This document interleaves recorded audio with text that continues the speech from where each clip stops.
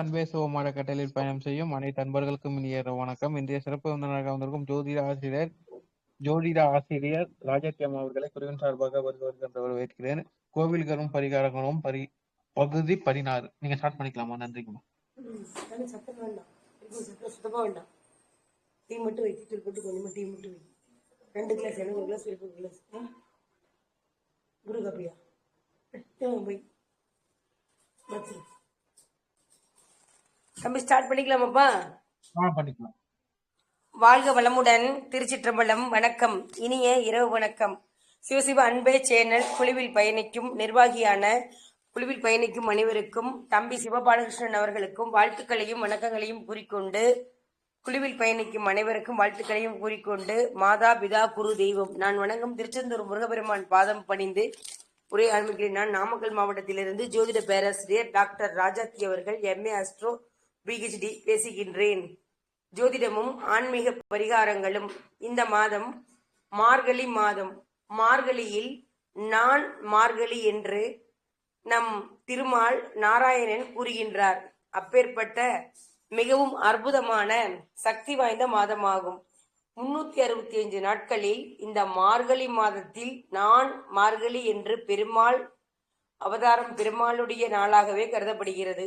மற்றும் புரட்டாசி மாதம் நன்னாளிலும் அவர் நான் என்று இருக்கின்றார். இந்த மார்கழி மாத நன்னாளில் கோதை ஆண்டாள் கோதை நாச்சியார் அவர்களும் நம் பெருமாளின் மீது தீராத அன்பு வைத்திருந்தார். அப்பேற்பட்ட திருப்பாவை பாடலை போற்றும் விதமாக கூடாரவள்ளி தினம் என்று ஒரு நாள் உள்ளது.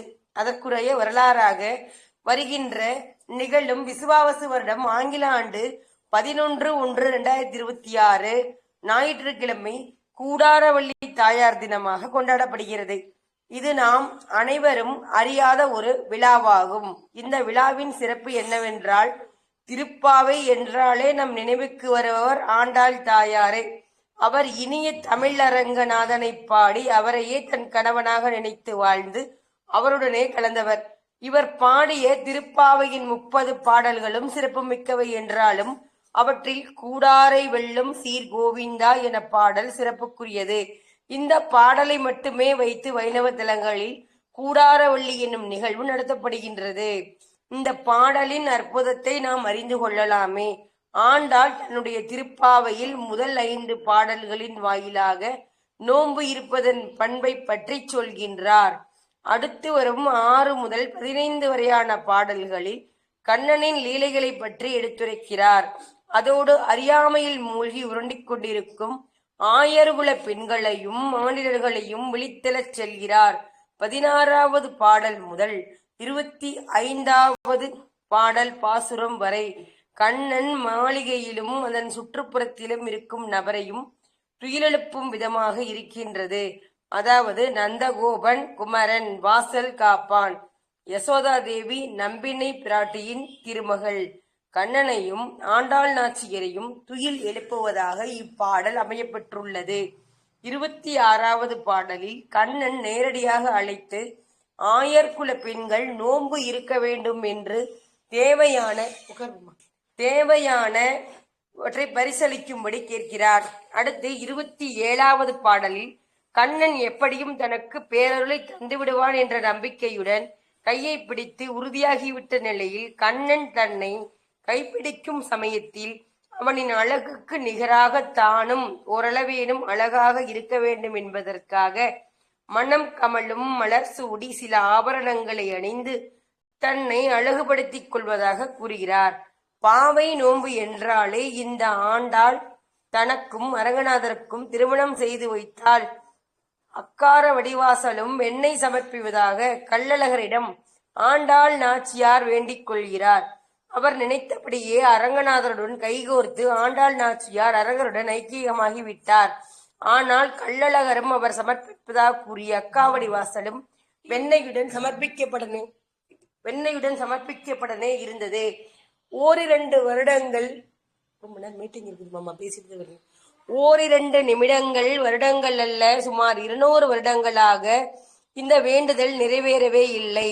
ஆண்டாள் வாழ்ந்த காலத்தை அடுத்து 200 வருடங்களுக்கு பின் வந்த ராமானுஜர் ஆண்டாளின் ஆசையையும் அவரது வேண்டுதலையும் கேள்விப்பட்டார்.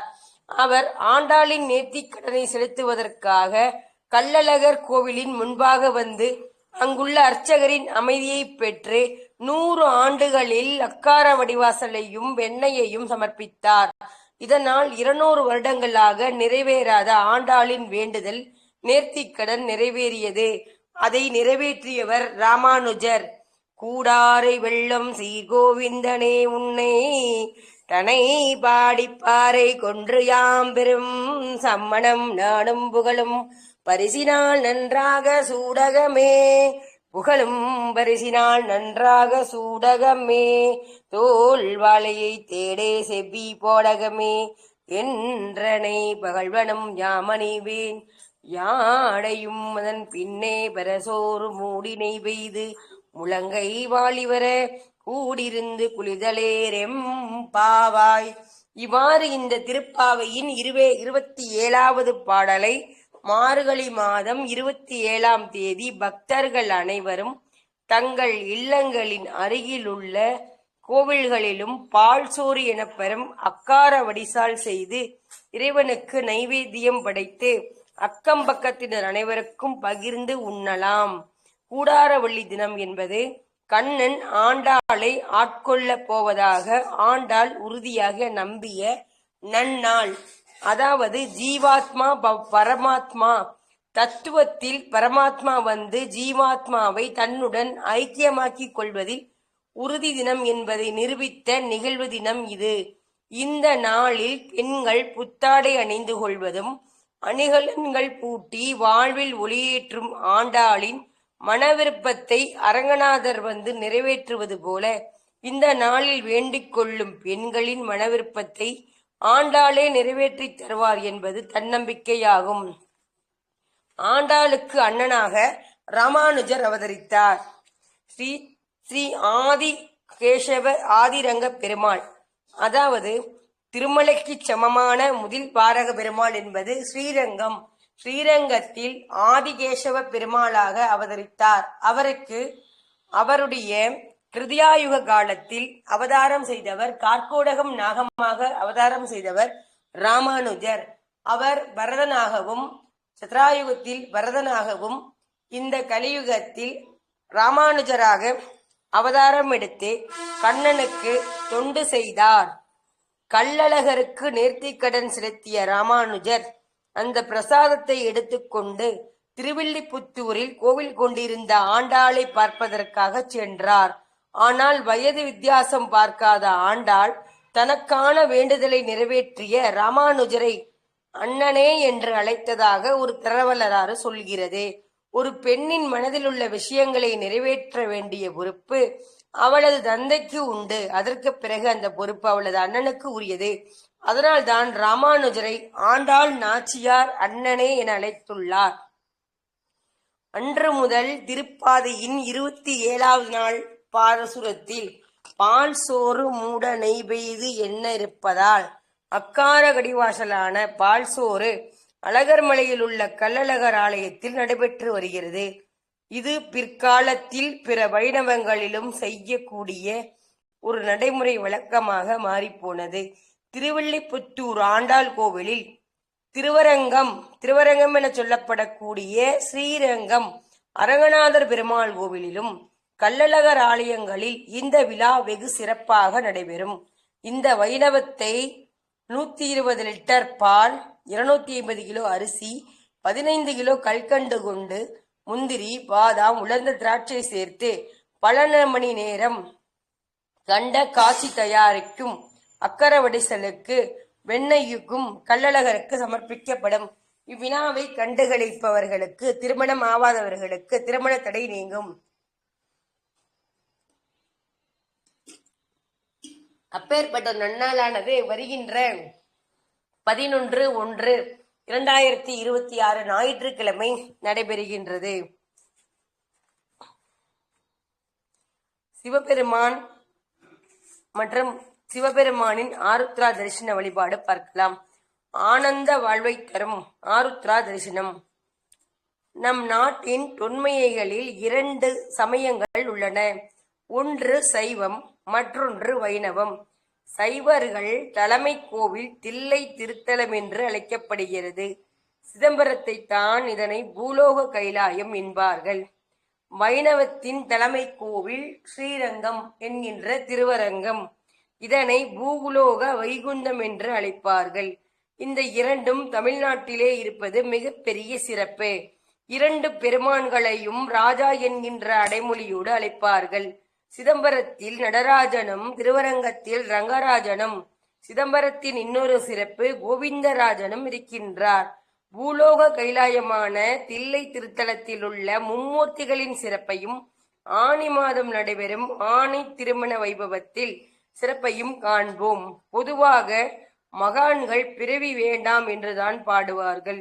ஆனால் திருநாவுக்கரசர் சுவாமிகள் தில்லை கூத்தனை தரிசிக்கின்றார். வளைந்த புருவைகளையும் கொவ்வை கனி போன்ற சிவந்த வாயிலே முகிலுக்கும் புன்னகைக்கும் கங்கையால் ஈரமான ஜடைமுடியையும் பவளம் போன்ற சிவந்த திருமேனியில் அணிந்த பால் போன்ற வெண்மையான வெண்ணேற்று பூச்சிகளையும் பேரின்பம் நல்கும் தூக்கிய திருவடிகளையும் காண்கிறார். அவர் மேனி சிலித்து, அடடா, இந்த அற்புத வாய்ப்பினை பெறுவதற்காக இவ்வுலகில் மனிதராய் பிறப்பெடுத்தாலும் விரும்பத்தக்க செயலாகும் அவர் திருவாயிலிருந்து அற்புதம் தேவாரம் ஒலிக்கின்றார். புனித்த புருவமும் கோவை செவ்வாயும் உமின் சிரிப்பும் பணித்த சடையும் பவளம் போல் மேனையும் பாழ்வெண்ணீரும் இனித்த உடையும் எடுத்த பொன்பாதமும் காணப் பெற்றாள் மணித்த பிறவியும் வேண்டுவதே இந்த மாநிலத்தே என திருநாவுக்கரசர் சிவபெருமானை தன் மனதில் நினைத்து பாடுகின்றார். திருமஞ்சன ஆமா வச்சிருவா வச்சிருவாம்மா, ஒரு நிமிஷம் உட்காருங்கம்மா, ஒரு நிமிஷம் வச்சிருவாம்மா, வைக்கிட்டு போமா. திருமஞ்சன அழகு திருஞான சம்பந்தருக்கும் பிரிவான்ட்டாங்க 8 மணி பிஸ்கட்டாங்க. திருஞான சம்பந்தருக்கும் திருமஞ்சனத்தை பற்றி அழகான ஒரு தேவாரத்தில் பாடுகின்றார். ஆளனாய் நடுநெய்யோடு பால் தயிரந்தனாய் பிரியாத சிற்றம்பலம் நாடினாய் இடமானரும் கொன்றை நயந்துவதே பாடினாய் மறையோடு பால் கீதமும் பல் சடை பணிக்காமல் கதிர்வெண் திங்கள் சூடினாய் அருளாய் சுருங்கமாயமன் தொல்வினையே. இப்பாடலில் இறைவன் எப்பொழுதும் விரும்புகின்ற 2 விஷயங்களை திருஞான சம்பந்தர் குறிப்பால் உணர்த்துகின்றார். பால், நெய், தயிர் போன்ற பொருட்களை செய்து கொள்ளும் அபிஷேகம். 2 அந்த அபிஷேகங்களை செய்கின்ற தில்லைவாழ் அந்தணர்களை பிரியாமல் இருப்பதற்கும் தெற்கு நோக்கி ஆடும் நடனம். ஒரு அதிசயம் பாருங்கள். கோயில் என்றால் சைவத்தில் சிதம்பரம், வைணவத்தில் திருவரங்கம். இந்த 2 ஸ்தலங்களிலும் நடராஜரும் திருவரங்கநாதரும் தெற்கு நோக்கி திருக்காட்சி தருகிறார்கள். நடராஜர் தெற்கு திசையை நோக்கி ஏன் ஆடுகிறார்? எல்லா திருக்கோவில்களும் நடராஜ பெருமானின் திருவுருவம் தெற்கு நோக்கி அமையப்பட்டிருப்பதை காணலாம். நம்பியவர்க்கு நடராஜன், நம்பாதவர்க்கு யமராஜன் என ஒரு பழமொழி உண்டு. இறைவன் தன்னை வழிபடும் அடியார்களுக்கு தெற்கிலிருந்து வரும் யமனால் யாதொரு துன்பம் நேரக்கூடாது, அவனை காக்க வேண்டும் என்பதற்காக தெற்கு நோக்கி ஆடுகிறார். பெரியோர் திருவிளையாடல் புராணம் இயற்றிய பரம்சோதி முனிவர் தெற்கு நோக்கி நடராஜ பெருமான் ஆடுவதற்காக வேறு ஒரு நடராஜ பெருமான் காரணத்தை சொல்கிறார். செந்தமிழ் மொழி மீது தென்றல் காற்றின் மீதும் விருப்பம் காரணமாக தெற்கு நோக்கி இறைவன் திருநடனம் புரிகிறார் என்றுதான் குறிப்பிடப்படுகிறது. ஏன் முகம் சாய்ந்திருக்கின்றது? நடராஜ பெருமான் திருவுருவத்தை உற்று கவனிக்கும் பொழுது அவருடைய முகமானது சற்று சாய்ந்து நிற்கும். கலைஞர்கள் அப்படித்தான் அவருடைய திருவுருவத்தை சமைப்பார்கள். நடராஜ பெருமானின் திருமுகம் சிவகாமி அம்மையாரை நோக்கும், இங்கனம் அம்பிகையை நோக்கி. இங்கனம் சக்கரை புள்ளி இருக்குன்னு சரி, சக்கரை துணி கூட போடலம்மா, போட வேணும், அதிகமா போட வேணும், எனக்கு ஒரு கிளாஸ். சிவகாமி அம்மையாரை நோக்கும் இங்கனம் அம்பிகையை நோக்கி இறைவன் திருநடனம் புரிய இயல்பாக குறித்து குமரகுருபர்கள் அழகான ஒரு பாடல் விளக்குகிறார். குழந்தையின் குடலானது மிக எளிய மருந்தை செரிக்கும். அதனால் தாய் மருந்தை தான் உண்டு அதன் பின் பால் வழியாக குழந்தை பெறும்படி செய்து நோயை போக்குவாள். அதை போல அம்பிகை நடராஜ பெருமானின் திரு நடனத்தை முதலில் தரித்து அதனுடைய பயனை இந்த உலக உயிர்கள் பழையடைய செய்வார். ஆணி திருமஞ்சனத்தின் சிவகாமி அம்மையாரோடு அவர் முகம் நோக்கி இருப்பதே இக்கருத்தின் பயனாகும். 6 கால பூஜையின் பலன்கள். சிதம்பரம் அற்புதமான கோவில். 6 என்பது இங்கு ஆண்டுதோறும் 6 கால பூஜை நடந்து வருகிறது. முதலில் இந்த 6 கால பூஜைகள் பற்றி விவரங்களை தெரிந்து கொள்வோம். காலை 6:30 மணிக்கு திருவனந்தல் எனப்படும் பால் நெய்வேத்தியம் நடைபெறும். இதை காண்பது பெரும்பேறு என்பார்கள். இந்த பூஜைக்கு நிறைய அன்பர்கள் வருவார்கள். அதற்கு பிறகு காலை 8:30 மணி முதல் காலை சந்தி நடைபெறும். 2 மணி நேரம் கழித்து 10:30 மணிக்கு 2ஆம் கால பூஜை நடைபெறும். 12 மணிக்கு உச்சிகால பூஜை நடத்தப்படும். மாலை 6 மணிக்கு சாயரட்ச பூஜை நடைபெறும். பூஜைக்கு அன்பர்கள் திரண்டு வருவார்கள். இரவு 8 மணிக்கு 2ஆம் கால பூஜை. இரவு 10 மணிக்கு அர்த்தஜாம பூஜை நடைபெறும். கொஞ்சம் பால் சொல்லிட்டாங்கம்மா, சரியா இருக்குதுங்களா? 5 சபைகள். திருவரங்கத்தில் 10 மணி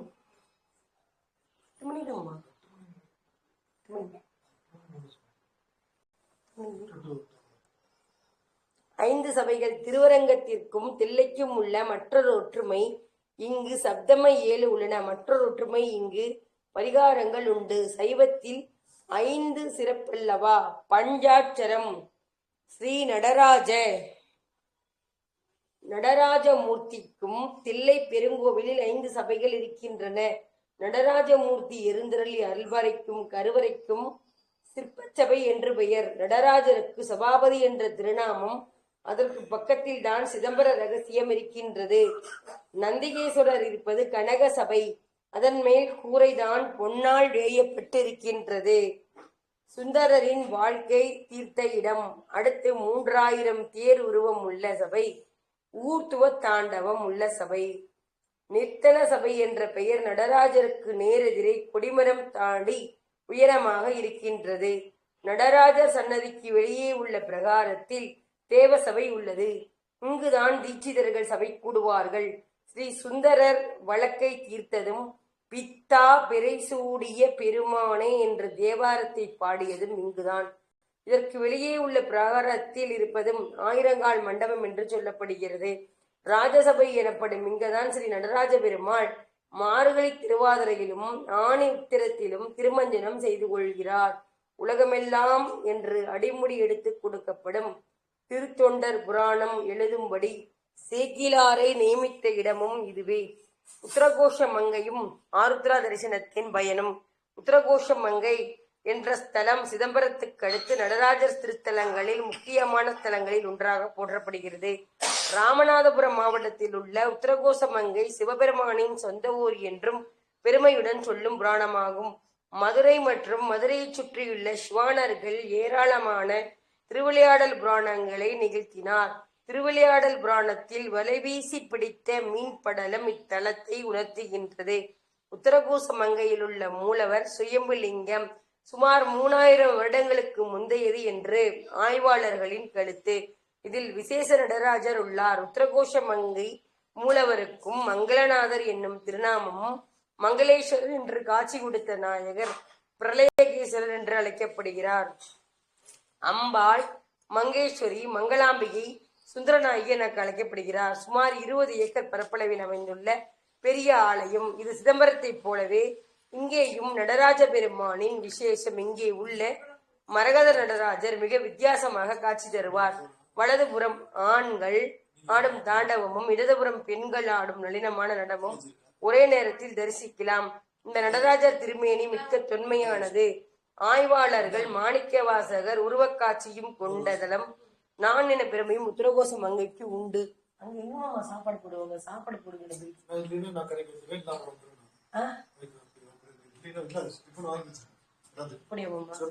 சரி மாமா, நான் பேசிட்டு அப்புறம் தரேன். சரி சரி மாமா, போயிட்டு. திருவெண்காடு நடராஜர்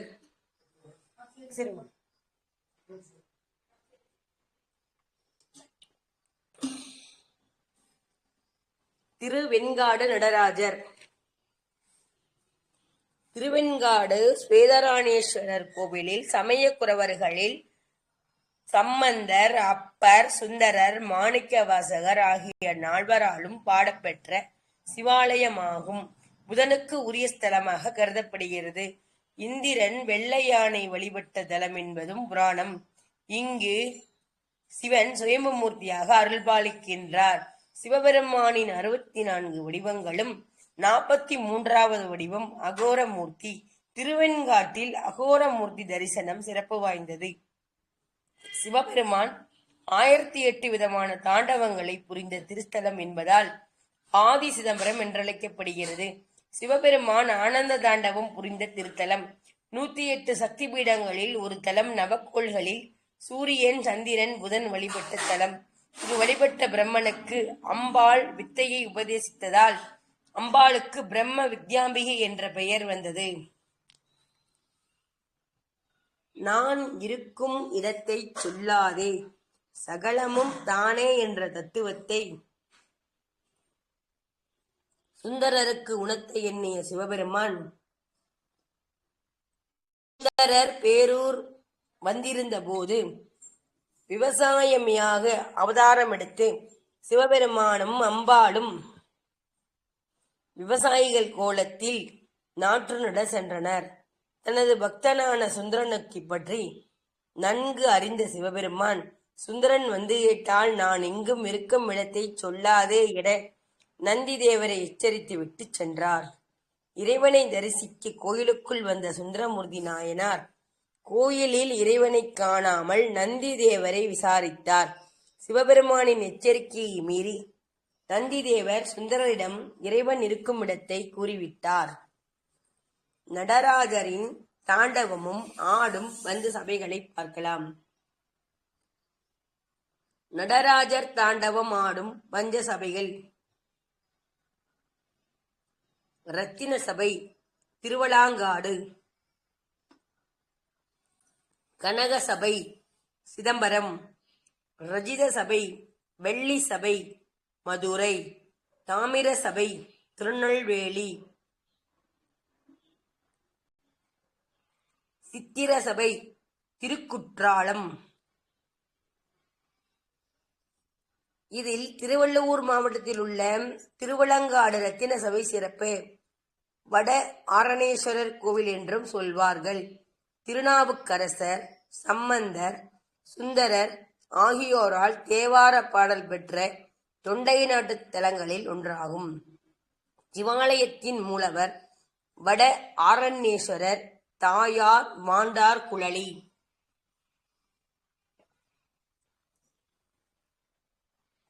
சிவபெருமானின் 6 நாள் அபிஷேகம்.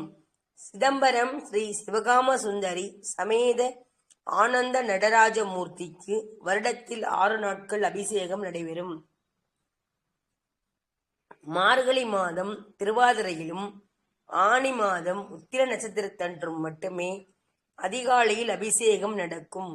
சித்திரை மாதம் திருவோண நட்சத்திரத்தில் உச்சிகாலத்திலும் ஆணியில் திருமஞ்சனமும், உத்திர நட்சத்திரத்தில் பிரதோஷ காலத்திலும், ஆவணி மாதம் சதுர்தசி திதியன்று சாயரட்சை காலத்திலும், புரட்டாசி மாதம் வளர்பிறை சதுர்த்தி திதியிலும், அர்த்த ஜாமத்திலும், மார்கழியிலும், திருவாதிரை நட்சத்திர நாளில் நன்னிரவிலும், மாசி மாதம் சதுர்த்தி திதியில் கால சந்நிதியிலும் அபிஷேக ஆதாரணைகள் நடைபெறும். நடராஜர் தத்துவம் என்ன? நடராஜ தத்துவம் என்பது ஆனந்த தாண்டவம், காஸ்மிக் டான்ஸ் ஆகும். நடராஜரின் தோற்றத்தை விளக்குவதாகும். இதனை பிரபஞ்ச நடனம் என்று கூறுவார்கள். இறைவனின் அசைவால்தான் அனைத்தும் அசைகின்றது. உலக இயக்கம் நடராஜரின் நடனத்தில் இருக்கின்றது. நடராஜரின் தோற்றத்தில் பஞ்சபூதங்களும் அஷ்டமூர்த்திகளும் அனைத்து தெய்வ அம்சங்களும் அண்ட சராசரங்களும் தெய்வ தத்துவங்களும் அடக்கம். நடராஜரின் கூத்து குறித்து சிதம்பர தத்துவம் குறித்து இப்படி விவரிக்கிறார் திருமூலர். ஆனந்தம் அடங்கும் ஆனந்த பாடல்கள். ஆனந்தம் வள்ளியது ஆனந்தம் பாக்ஷியம். ஆனந்தமாக அகில சராசரம். ஆனந்தம் ஆனந்தம் கூத்துகந்தானே என்று பாடுகிறார் திருமூலர். ஆனி மாதமும் மார்கழியும் ஒரு வருடத்தை இரண்டாக பிரிப்பார்கள். ஒன்று தக்ஷாயனம், மற்றொன்று உத்தராயணம். உத்தராயணம் என்பது தேவர்களின் பகல் காலம். தக்ஷாயனம் என்பது அவர்களின் இரவு காலம். ஒரு நாள் பகல் இரவு என்று இரண்டு பகுதிகளாக இருப்பது போல ஒரு ஆண்டு இரண்டு பகுதிகளாக இருக்கிறது. இதில் இன்னொரு சுவையான விஷயம் என்னவென்று சொன்னால், மனிதர்களுக்கு ஒரு ஆண்டு என்பதும் தேவர்களுக்கு ஒரு நாள். அந்த கணக்கின் அடிப்படையில் 6 மாத காலத்தை தேவர்களின் பகல் காலமாகவும் அடுத்து 6 மாத காலம் தேவர்களின் இரவு காலமாகவும் நம்முடைய சமயங்களில் சொல்லும். இதில் தேவர்களின் பகல் காலமான உத்தராயணமும் தை மாதத்தில் ஆரம்பித்து ஆனி மாதத்தோடு நிறைவு பெறும். தக்ஷாயனம் எனப்படும் தேவர்களின் இரவு காலம் ஆடியில் துவங்கி மார்கழியில் நிறைவு பெறும். உத்தராயணத்தில் கடைசி மாதமும் ஆனி தக்ஷாயனத்தின் கடைசி மாதம் மார்கழியும். இந்த 2 மாதங்களும் சிவபெருமானுக்கு முக்கியமான மாதங்கள். ஆனியில் ஆணி திருமஞ்சனமும் மார்கழியில் ஆதிரை தரிசனமும் உலகெங்கிலும் உள்ள பக்தர்கள் கலந்து கொள்ளும் உன்னத விழாக்கள். அப்பேற்பட்ட சிறப்பான சக்தி வாய்ந்தவை மார்கழி மாசத்தின் திருவாதிரை ஆகும்.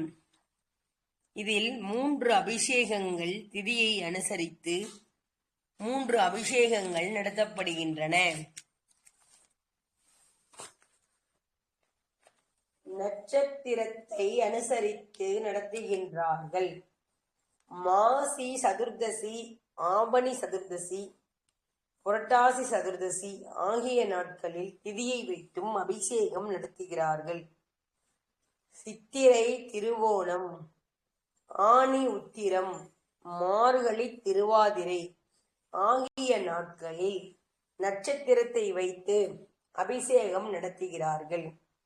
இந்த 6 அபிஷேகங்களில் மார்கழி திருவாதிரையும் ஆனி உத்திர திருமஞ்சனமும் ஆகிய 2 நாட்களில் நடைபெறும் அபிஷேக பூஜைகள் மிக சிறப்பானதாக கருதப்படுகிறது. அதிலும் ஆனி மாதம் உத்திர நட்சத்திரத்தில் நடைபெறும் ஆனி திருமஞ்சனம் மிக மிக சிறப்பு வாய்ந்ததாகும். ஆனி மாதம் பௌர்ணமி தினத்தன்று உத்திர நட்சத்திரம் உச்சத்தில் இருக்கும் பொழுது கொண்டாடும் இந்த விழாவுக்கு சிரேஷ்ட உத்திரா என்று ஒரு பெயர் உண்டு. சிரேஷ்டா என்றால் மூத்த, ஆதியும் அந்தமும் இல்லாதவர் சிவபெருமான்.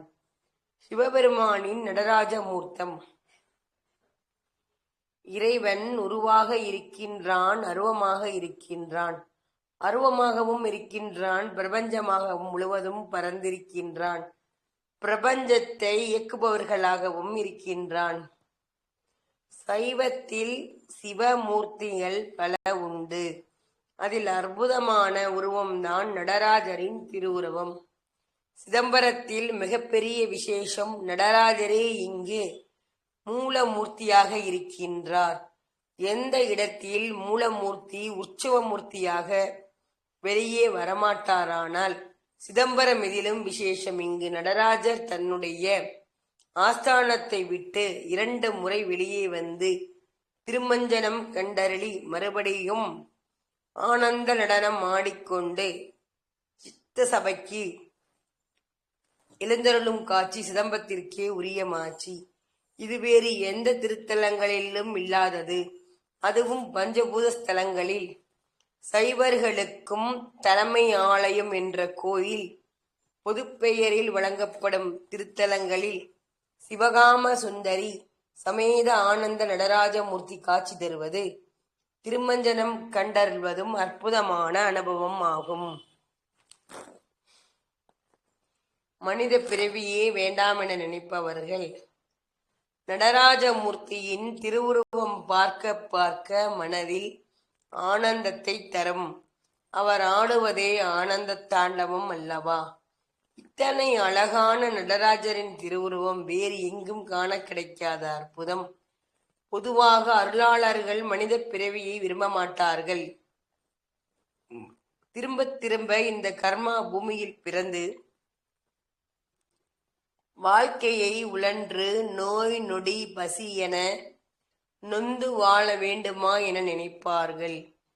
ஆனால் சிதம்பரத்திலே வந்த நடராஜரின் திருவுருவத்தை தரிசித்த பிறகு திருநாவுக்கரசர் நினைக்கின்றார், அடடா, இந்த மனித பிறவியை எடுத்தால் அல்லவா இங்கே சிதம்பரத்திற்கு வந்து சித்த சபையில் ஆனந்த நடனம் அருளும் நடராஜனை தரிசிக்கும் வாய்ப்பு கிட்டியது. எனவே இறைவா, உன்னை காணும் பாக்கியம் பெற வேண்டும் என்பதால் நான் பிறவி வேண்டா நிலையை வேண்டேன் என மனித பிறவியின் புகழை எடுத்துரைக்கின்றார். அப்பேற்பட்ட அற்புதமான ஸ்தலம் சிதம்பரம். அங்கு அற்புத நடனம் புரிந்தார். இவ்வளவு அழகானவன் நின்று கொண்டிருந்தால் என்ன அழகு இருக்க முடியும்? அவனுடைய திருவடியை பாருங்கள், பொற்பாதங்கள் அதை எடுத்து தூக்கி அற்புதமான திருநடனத்தை காண்பிக்கின்றார். இனித்தமுடன் பொற்பாதம் நம் நெஞ்சை கவர்கிறது. பொதுவாக நடனம் அழகு. ஆடுகின்றவர்கள் அழகாக இருந்தால் அந்த நடனம் எத்தனை சோபிக்கும் அல்லவா? அத்தனை அழகும் திரண்டு இங்கே நடராஜரின் ஆனந்த நடன காட்சியாக இருக்கின்றது. இந்த காட்சியைத்தானே அண்டாதி அண்டங்களில் உள்ள அத்தனை பேரும் பார்க்க காத்திருந்தார்கள். அந்த காட்சி இந்த பூமியில் கிடைக்கின்றது என்று சொன்னால், இந்த பூமியில் பிறக்கும் பிறவியை நாம் ஏன் வெறுக்க வேண்டும்? இது அழகான தோற்றமல்லவா என்று நாவுக்கரசர் தன் நாக்கினால் கூறுகின்றார். நடராஜரின் திருமேனியை மித்த புருவமும் குமை ஜெய்மாயில் குமின் செறிப்பும் பனித்த ஜடையும் பவளம் போல் மேனியில் பால்வின் நீரும் இனித்தம் உடைய எடுத்த பொன்பாதமும் காணப்பெற்றால் மனித்த பிறவையும் வேண்டுவதே இந்த மாநிலத்தே.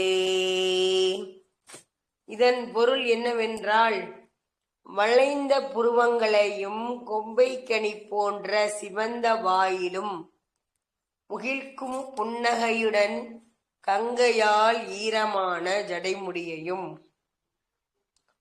பவளம் போன்ற சிவந்த திருமேனியை அணிந்து பால் போன்ற வெண்மையான வெண்ணீற்று பூச்சினைகளையும் பேரின்பம் நல்கும் தூக்கிய திருவடிகளையும் காணும் வாய்ப்பினை பெறுவதாம் பட்சத்தில் இவ்வுலகில் மனிதராய் பிறப்பெடுத்தாலும் விரும்பத்தக்க செயலாகும். இவ்வாறு சிவபெருமானின் அழகை சுந்தரர் அவ்வளவு அழகாகச் சொல்லியுள்ளார். ஆகாய ஸ்தலங்களில் ஆருத்ரா தரிசனம். பஞ்சபூதங்களில் ஆகாயஸ்தலம் என அழைக்கப்படுவது சிதம்பரம். சிதம்பரம் பஞ்ச சபைகளில் பொற்சபை இது. அங்கே படைத்தல், காத்தல், அழித்தல், மறைத்தல், அருளல் என ஐந்தொழிலையும் ஆனந்த நடனமாக காட்டியருளும் சிவகாம சுந்தரி சமேத ஸ்ரீமத் தானவ தாண்டவ மூர்த்தி. கோவில் என்றால் சைவத்தில் சிதம்பரம்தான். இறைவன் அருள் எல்லைக்கு ஓர் இருப்பிடம். இருப்பிடம்தான் தில்லை திருத்தலம். தீர்த்தம் என்பது சிவகங்கையே. எத்தரும் தலம் எழில் புலியூரே. மூர்த்தி அம்பனம் திருவருளே என மூர்த்தி, ஸ்தலம், தீர்த்தம் என்ற மூன்றும் சிறப்புமிக்கது தில்லை திருக்கோயில். உலகத்தின் இதயமாக விளங்குவதும் திருத்தலம் என்பார்கள். இல்லத்திற்கு எத்தனை பெயர்கள்? இத்தலத்திற்கு மன்று, அமலம், சத்து, உம்பர், இரண்டமயகோஷம், மகத்தனி, பூண்டரீகம், குகை வன்காடு, சுத்தம், பரம், அற்புதம், மெய்ப்பதம், கருணாவாளி, ஞான சுகோதயம், சிதம்பரம், முக்தி, பரபிரம்மம் சபை, சக்தி சிவாலயம், பொதுச்சீற்றம்பலம், திருச்சேற்றம்பலம், புலியூர், பெரும்பற்றளி புலியூர் என பல பெயர்கள் உள்ளன. நடராஜமூர்த்திக்குத்தான் எத்தனை விழாக்கள்? அதில் முக்கியமான விழா ஆணி திருமங்கலம். மஞ்சனம் என்றால் நீராட்டம். மங்கள மஞ்சன மரபினிடையே என்பது கம்பராமாயணமும் சிவ அபிஷேக பிரியன் என்பதால் அவனுக்கு கண்குளிர நீராட்டத்தை நம் கண்ணால் காணும் பொழுது நம்முடைய உள்ளம் குளிர்கின்றது, எண்ணங்கள் நிறைவாகிறது. அதற்கு பிறகு நடப்பதெல்லாம் நன்மையாகவே நடக்கும். அதனால்தான் உலகமெல்லாம் லட்சக்கணக்கான பக்தர்கள் தில்லை திருக்கூத்தனின் ஆணி திருமண நன்னாளிலே கூடுகின்றனர். இதற்கு இவ்வளவு சக்திகள் உண்டு. நடராஜரின் தேராடும் நம் மனமும் சேர்ந்தாடும். ஆரணவமணி மாலைகளாட ஆடுற மரபம் படம் விரிந்தாட சீரணி கொன்றை மலத்தொடையாட சிதம்பர தேனை தேராட பேராணி வேதிய தில்லை 3000 பேர்கள் பூஜித்து கொண்டு நின்றாட காரணி காளி எதிர்த்து நின்றாட கனக சபையே தனிந்தாட ஆடிக்கொண்டார் அந்த வேடிக்கை காணவே கண்ணாயிரம் வேண்டாமோ, காணவே கண்ணாயிரம் வேண்டாமோ. அதாவது முதலில் பஞ்சமூர்த்திகளில் தேர் ரத வீதிகளில் கொடியோடு அசைந்து வரும். அதற்கு பிறகு அம்மனின் தேர். அதற்கு பிறகு ஆனந்த நடராஜமூர்த்தியின் அற்புத தேர். அந்த தேர் எடுக்கக்கூடிய அதில் கட்டப்பட்டு இருக்கக்கூடிய கொடிகளும் வண்ண சிலைகளும் அசைந்தசைந்து மயக்கும். அந்த தாளவாத்தியம் நம்முடைய மனதை கொள்ளை கொள்ளும். ஆடத் தெரியாதவர்களின் கால்கள் கூட நடனமாடத் தொடங்கும். ஆருத்ரா தரிசனம் மன அமைதியையும் உடல் வலிமையையும் தரக்கூடிய மகத்துவம் வாய்ந்தது.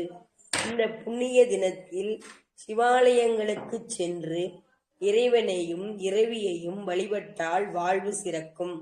சிதம்பரத்தில் உத்தரகோச மங்கை உள்பட சில ஸ்தலங்களில் நடைபெறும் நடராஜரின் அபிஷேகம் புகழ் வாய்ந்தது.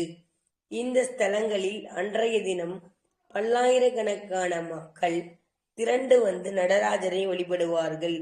அபிஷேக அலங்காரம் முடிந்த பிறகு நடராஜருக்கு 16 வகையான தீபங்களால் ஷோடச ஆராதனை காட்டுவார்கள். சிவசக்தி இருவரது பேரருளும் நமக்கு கிடைக்கும். பஞ்ச சபைகளான திருவலங்காடு, ரத்தின சபை, சிதம்பரம், பொன்னம்பலம், மதுரை, வெள்ளியம்பலம், திருநெல்வேலி, தாமிர சபை, குற்றாலம், சித்திர சபை இவற்றில் இந்த அபிஷேகங்களை தரிசிப்பது மிகவும் சிறப்பு வாய்ந்ததாகும். இவ்வாறு அந்த மார்கழி மாதத்தில் வரும் திருவாதிரையின் நோன்பை நாம் சிறப்பாக மரகத நடராஜரின் தரிசனம் செய்வது மிகச்சிறந்த சக்தியை தரும். நாமக்கல் மாவட்டம் அருகே திருச்செங்கோட்டில் சிவனின் பாதி அம்பாள் அர்த்தனாராகவும் திருச்செங்கோட்டு வேளவராகவும் காட்சி தருகிறார். எங்கும் இல்லாத ஒரு சிறப்பு மரகத நடராஜரை காலை இந்த மார்கழி மாதம் 30 நாளும் காலை அதிகாலை 3 மணி முதல் 7 மணி வரை தினமும் மரகத நடராஜருக்கு அபிஷேகங்களும் ஆராதனைகளும் நடைபெற்று வருகின்றன. எதிரியால் ஏற்படும் தொல்லைகளும், தீராத கடனும், தீராத நோயும், தீராத பகையும் இருப்பவர்களும் எடுத்த காரியம் வெற்றியாக அமையவில்லை. உடலில் மன சோர்வு, திருமணம் இன்னும் ஆகவில்லை, குழந்தை பிறப்பு இல்லை, கணவன் மனைவிக்குள் கருத்து வேறுபாடுகள், காதலில் வெற்றி இல்லை, இவ்வாறு பல கேள்விகள் உள்ளவர்களும் இந்த மார்கழி மாதத்தில் நடராஜ பெருமானை, திருச்செங்கோட்டில் உள்ள நடராஜ பெருமானை காலை 3 மணி முதல் 7 மணி வரை பிரம்ம முகூர்த்த நேரத்தில் தரிசனம் செய்து வெறும் பாக்கியத்தை அடைவார்கள். அவர்களுக்கு அடுத்த வருடம் மார்கழி மாதம் வருவதற்குள் நினைத்த காரியம் அனைத்தையும் சிவசக்தி அருளால் அந்த அர்த்தநாரீஸ்வரர் நடத்தி தருகின்றார். இது எனது 25 வருட ஜோதிட அனுபவம் வாய்ந்த உண்மையாகும். அனைவரும் இதை பின்பற்றி அனைவருக்கும் அனைத்து ஐஸ்வர்யங்களும் கிடைக்கப் பெற வேண்டும். அப்பேற்பட்ட அற்புதமான சக்தி வாய்ந்த ஸ்தலம் திருச்செங்கோடு அர்த்தநாரீஸ்வரர். ஒரு பக்கம் மலை சிவபெருமானாகவும், அடுத்த பக்கம் இன்னொரு மலை அம்பாளாகவும் காட்சி தருவது தமிழகத்தில் வேறு எங்கும் இல்லாத சிறப்புமிக்க ஸ்தலமாகும். தமிழகத்தில் உள்ள ஸ்தலங்களில் நவ பிருந்தாவனம் என்று சொல்லக்கூடிய சிறப்பு பெற்ற ஸ்தலம் ஒன்று உள்ளது. பொதுவாக மழை பொழிவதற்கு முன்னரும், மழை பொழியும் பின்னரும், மழை பொழிந்த பின்னரும் ஒருவித மண் வாசனையை நாம் உணரலாம். அது எங்கே என்றால் வேலூர், ராயவேலூர் அருகே உள்ள செம்பம்பாக்கத்தில் ஆன்மீக மனம் கமலும் மண்வாசி தெரிகின்றது. அதற்கு தக்ஷிண நவ பிருந்தாவனம் கோவில்தான் காரணம். செண்பாக்கம் கிராமமாக இருந்த போதிலும் கோவிலுக்கு அன்றாடம் ஏராளமான பக்தர்கள் வருகிறார்கள். நமக்கு இந்த கோயில் புதியதுதான். செம்பாக்கம் நவ பிருந்தாவனம் கோவில் எங்கு உள்ளது என்று கேட்டவாறு அக்கோவிலில் பழமையான கோவில். 2000 வருடங்களுக்கு முன்பு பழமையான கோவில். கோவிலை சுற்றிலும் கட்ட மரங்கள் மிக குறைவு. எங்கு பார்த்தாலும் மரங்கள், செடி, கொடிகள் என பசுமை சூழ்ந்து காணப்படுகிறது. காற்றுகள் சரசரவென வீசும். மனதில் உள்ள மாசுகள் மனமடைந்து நாம் உணர முடியும். கோயிலை ஒற்றி சத்தமில்லாது அமைதியான பாலாறு ஓடுகின்றது. 30 ஆண்டுகளுக்கு முன்பு பராமரிக்கப்பட்டது. 1992ஆம் ஆண்டு மெல்ல மெல்ல திருப்பணிகள் தொடங்கப்பட்டு இன்று இக்கோயில் மிகப்பெரிய அளவில் வளர்ச்சியை பெற்றிருக்கின்றது. தற்போதும் கூட சில திருப்பணிகள் நடைபெற்று வருகிறது. கோவிலுக்குள் 2 நுழைவாயில் உள்ளது. ஒன்று ராஜகோபுரம் வழியாகவும், மற்றொன்று லட்சுமி நரசிம்மர் கூடிய ஆர்ச் வழியாகவும் கோவிலுக்குள் செல்லலாம். 2 நுழைவாயில். முதலில் ராஜகோபுரத்தை பற்றி காண்போம். 3 நிலை மாடம், 3 கலசங்கள் மட்டுமே கொண்ட சிறிய கோபுரமாக இருந்தாலும் அதை பார்க்கும் பொழுது மிக தொன்மையான தெய்வீகம் உணர முடிகிறது. உத்திரட்டாதி மடம் வழியாக வந்த ஸ்ரீ சத்யாரதி தீர்த்தரின் காலத்தில் இந்த ராஜகோபுரமானது கட்டப்பட்டதாக வரலாற்று சான்றுகள் கூறுகின்றன. 1798ஆம் ஆண்டு கட்டப்பட்டதாக சான்றுகள் கூறுகின்றது.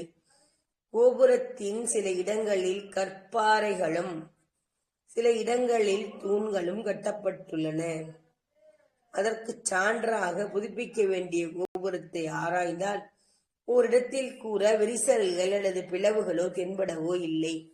12 அடிக்கும் கீழே ஆழமான அஸ்திவாரமும் சில இடங்களில் கற்பாறையினால் கட்டப்பட்டதும் இதற்கு காரணம் என கட்டிட பொறியாளர்கள் கூறுகின்றனர். அடடா, காலத்தில் எத்தனை தொலைநோக்கு பார்வை! அது மட்டுமா, சத்யராஜீச்சிதர் போன்ற மகான்களின் கருணையும் பகவானின் அருளும் இல்லை என்றால் இவையெல்லாம் சாத்தியமில்லை என்பது புலப்படுகிறது. அதேபோல் இன்னொரு நுழைவாயிலான கோபுரம் அருகில் இருக்கக்கூடிய ஆர்ச் மிக நேர்த்தியாக செய்யப்பட்டுள்ளது. ஆர்ச் நடுவில் லட்சுமி நரசிம்மர் வீற்றுள்ளார். பிற சன்னதிகள். உள்ளே நுழைந்து இடது பக்கமாகச் சென்றால் அங்கு கன்னிமூலை கணபதியை தனி சன்னதியில் அருள்பாலிக்கின்றார். மிக எளிமையாக காட்சியளிக்கிறார். விநாயகர் சதுர்த்தி அன்று இவருக்கு சிறப்பு பூஜைகள் நடைபெறுகின்றன. இவரை வலம் வந்த பின்பு கோவிலின் இடது பக்கத்தில் மஞ்சாளம்மன் அருள்பாலிக்கிறார். பலருக்கு மஞ்சாளம்மனை பற்றி தெரிந்திருக்க வாய்ப்பு இல்லை. ஸ்ரீ ராகவேந்திர சுவாமிகளின் மூல பிருந்தாவன இடத்தில் மந்திராலயத்தின் காவல் தெய்வம்தான் மஞ்சாளம்மன். மேலும் ராகவேந்திரர் சீவசமாதியாகும் அச்சமயத்தில் மஞ்சாளம்மனே நேரில் தோன்றி ராகவேந்திரரை இங்கே மந்திராலயத்தில் ஜீவசமாதி அடையச் செய்தார் என்றும், பிரதி வெள்ளிக்கிழமை மஞ்சாளம்மனுக்கு சிறப்பு அலங்காரம் செய்யப்படுகிறது. மனநோய் உள்ளவர்கள் இந்த அம்மனை வழிபட்டால் உடனே நிவர்த்தியாகிவிடும்.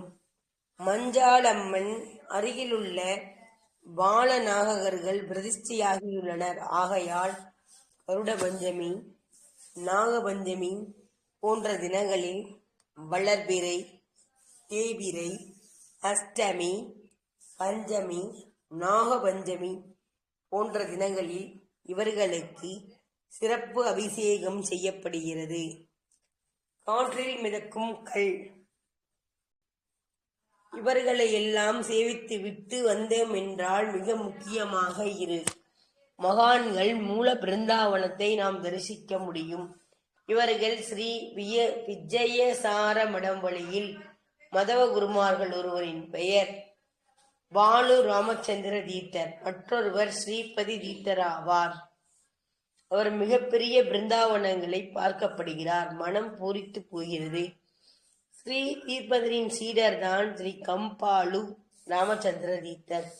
இவ்விரு மகான்களுமே மிகப்பெரிய மகான்கள் ஆவார்கள். அதிலும் கம்பாலு ராமச்சந்திரருக்கு தனி மகிமை உண்டு. ஒருமுறை இவர் தியானத்தில் இருக்கும் பொழுது வேண்டாத ஒருவரின் மீது பெரிய கல்லொன்றை வீசியுள்ளார். அந்த கல் அப்படியே தலையில் படாதவாறு அந்தரத்தில் மிதந்து கொண்டிருந்தது. இந்த அதிசயத்தை கண்டு கல் வீசியவர் கம்பாலு ராமச்சந்திர தீர்த்தத்தின் முன்பாக அவரின் முன்பாக சென்று மண்டியிட்டு வணங்கி நெடுஞ்சான் கிடையாக வீழ்ந்து வணங்கி மன்னிப்பு கேட்டார். மகான் அல்லவா, மன்னித்தருளினார். காற்றினால் மிதந்து கொண்டிருந்த அந்த கல்லை எடுத்து ஒரு அனுமானை உருவாக்கி அதற்கு பூஜை செய்ய தொடங்கினார்.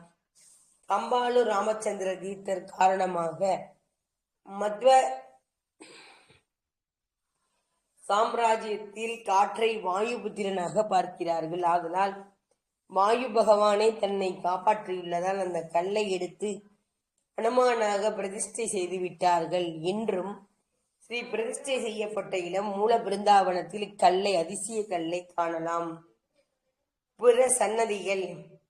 இவர்களின் அருகிலேயே கேசவ உடையாரும் கோவிந்த மாதவ உடையாரும் பூவராகவ உடையாரும் ஸ்ரீ ரகுநாத உடையாரும் 4 பிடி சந்நியாசிகள் மூல பிருந்தாவனங்களால் தரிசிக்க முடியும்.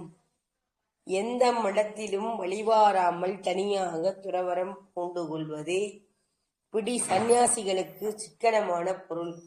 இவர்களை தரிசிக்க மனது ஆனந்தம் அடைகிறது. இவர்களை தரிசித்து விட்டு அருகில் இருக்கும் படிகள் வழியாக மேலே ஏறி சென்றால் அங்கு உத்ராதி மடம் வழியாக வந்த ஸ்ரீ வித்யாதிபதி தீர்த்தர் என்ற சத்திய தீராத தீர்த்திதர் 2 மகான்களை காணலாம். இவர்கள் அருகில் வியாஜராஜர் பிரதிஷ்டை செய்யப்படாத தனி அனுமானையும் தரிசிக்கலாம். மிக பெரிய பழமை வாய்ந்த பிருந்தாவனங்களை பார்த்து கொண்டே இருக்க தோன்றுகின்றது.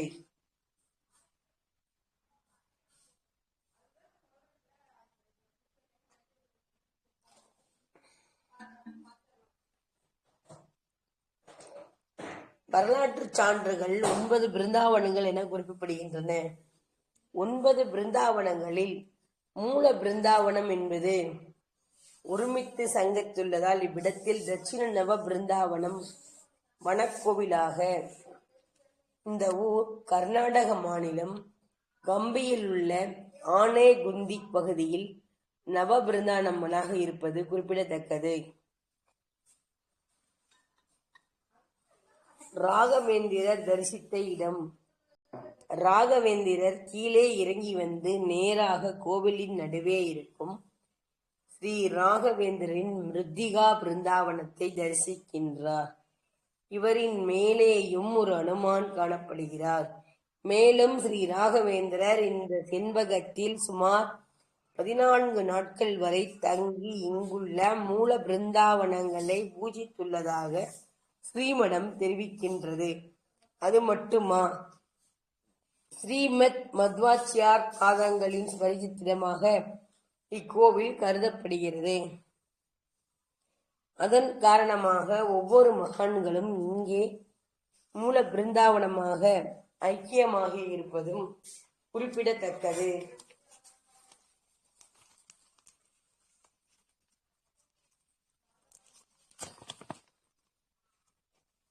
ராகவேந்திர சுவாமிகளின் தனி சன்னதி இந்த நவபிருந்தாவனம் கோவில் அருகே தென்மேற்கு அருகில் பாலாறும் மிக மிக அருகாமையில் இன்னொரு தனி அனுமான் சன்னதியும். இவர் பெயர் பிரசன்ன ஆஞ்சநேயர். இவரைத்தான் மகான் ஸ்ரீ வியாஜராஜர் பிரதிஷ்டை செய்துள்ளார்.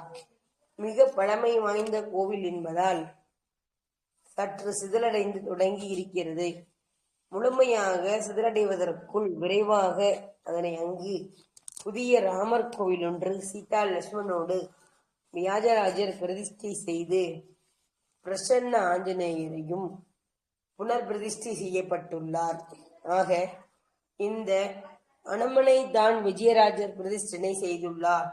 பெயருக்கு ஏற்றார் போல் வேண்டுவேற்கு உடனே பிரசன்னமாகி குறைகளை தீர்த்து உடனே நல்பலன் அளிக்கின்றார் இந்த ஆஞ்சநேயர். அதேபோல் இவரை வேண்டிக் கொண்டால் காரியம் ஜெயம் பெற இதை செய்கின்றேன். ஏதாவது வேண்டிக் கொண்டால் காரியம் ஜெயமடைந்த பின்பு உடனே செய்ய வேண்டும். வேண்டிக் கொண்டாலோ செய்ய தவறிவிட்டாலோ மறந்துவிட்டாலோ மாநரங்களை வீட்டிற்கு அனுப்பி பிரார்த்தனைக்கு அணுக்கி வசூல் செய்து விடுவார் என ஊர் மக்கள் நம்புகின்றனர். ஆகவே நவ பிருந்தாவன் கோவிலில் 4 அனுமான்களும் வெளிப்புறத்தில் வியாஜராஜர் பிரதிஷ்டை செய்த ஒரு அனுமான், மொத்தம் 5 அனுமான்கள் அருளப்படுகிறார். அனுமன் ஜெயந்தி அன்றும் நினைத்து பார்த்தால் சிறப்பாக இருக்கும். இங்கு தலவிருச்சம் வன்னிமரம் மகான்களின் ஜெயந்தி ஆராதனையாகிய தினங்களில் வரும். மத்வ சம்பிரத்திய பீடாதிபதிகள் இங்கு வருகை தந்து சிறப்பு செய்வார்கள். இந்த செண்பாக்கம் நவ பிருந்தாவன கோவில்களையும் வியாஜராஜர் பிரதிஷ்டை செய்த அனுமானையும் விட்டு வர மனமில்லாமல் சற்று நேரம் நாம் அங்கும் இங்கும் சுற்றி கொண்டே இருந்தோம். இங்கு வேலூரிலிருந்து செம்பாக்கம் நவ பிருந்தாவனம் கோவில் 3 கிலோமீட்டரில் உள்ளது. ஆட்டோவில் செல்லலாம். யோக நிலை. நாம் தட்சிணாமூர்த்தியை பார்த்துள்ளோம். அவர் மிகவும் சக்தி வாய்ந்தவராகவும் யோகமாக இருப்பதும் திருவண்ணாமலை நெடுங்குளம் என்னும் இடத்தில் தீர்க்க கஜேஸ்வரர் கோவில் உள்ளது. இத்தலத்தில் மூலவர் தீர்க்கேஸ்வரர், அம்பாள், பாலாம்பிகை. இக்கோவிலில் சுக பிரம்மரிசி வழிபட்ட ஸ்தலம். கோவிலில் சிவபெருமான் 64 வடிவங்களில் ஒன்றான யோக தட்சிணாமூர்த்தியாக எழுந்தருளி இருப்பது தனி சிறப்பாகும். ஒரு சமயம் பிரம்மதேவரின் மகன்களாக ஜனகாதி முனிவர் 4 தட்சிணாமூர்த்தியாக சிவபெருமான் உபதேசம் செய்து கொண்டிருந்தார். அப்பொழுது 4 யோக நிலையை பற்றியும் எடுத்துரைக்க வேண்டினர். அவர்களின் வேண்டுதலை ஏற்று யோகம் பற்றிய அதன் உட்கருத்துகளையும் சிவபெருமான் எடுத்துரைத்தார். ஆனால் ஜனகாதி முனிவர்களுக்கு தெரிவு ஏற்படவில்லை. இதனால் சிவபெருமான் தாமே யோக நிலையில் அமர்ந்து மௌனத்தின் மூலமாக ஞானமும் நிஷ்டையும் கைகூடும் தன்னை போதித்தருளினார். சிவபெருமானின் திருக்கோலத்தை யோக தட்சிணாமூர்த்தி என்று புராணங்கள் கூறுகின்றன.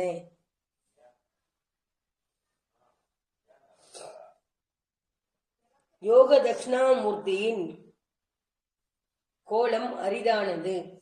இரு பாதங்களை குத்திட்டு குறுக்காக வைத்து யோக படம் தரித்து முன் 2 கரங்களையும் முழங்கால் மீது நீட்டி பின் 2 திருக்கரங்களில் அட்சய மாலை மற்றும் கமண்டலம் ஏந்தி காட்சி தருவார்.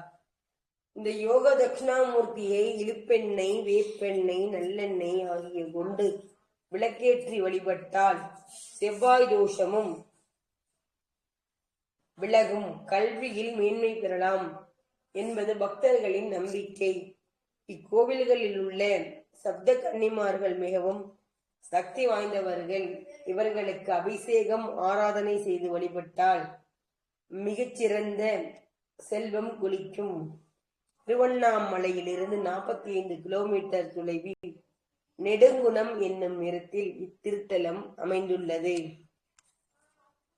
இவ்வாறு நாம் மார்கழி மாதத்தில் பெருமாள் மற்றும் சிவனுக்கு உரியதான பூஜையாக மார்கழி மாதத்தில் திருவாதிரையின் விசேஷங்களையும் மரகதலிங்க நடராஜரின் அற்புதங்களையும் மிகச் சிறப்பாக நமக்கு பேச வாய்ப்பை ஏற்படுத்தி கொடுத்த பிரபஞ்சத்திற்கு மிகுந்த நன்றிகளை கூறிக்கொண்டு, குழுவில் பயணிக்கும் அனைவருக்கும் மீண்டும் ஒரு முறை வாழ்த்துக்களை கூறிக்கொண்டு, இந்த வாய்ப்பை ஏற்படுத்தி கொடுத்த சிவசிவ அன்பே சேனல் நிர்வாகி சிவபாலகிருஷ்ணன் தம்பி அவர்களுக்கும் நன்றியை கூறிக்கொண்டு, நான் நாமக்கல் மாவட்டத்திலிருந்து ஜோதிட பேராசிரியர் டாக்டர் ராஜாஸ்ரீ அவர்கள் MA அஸ்ட்ரோ PhD பேசுகின்றேன்.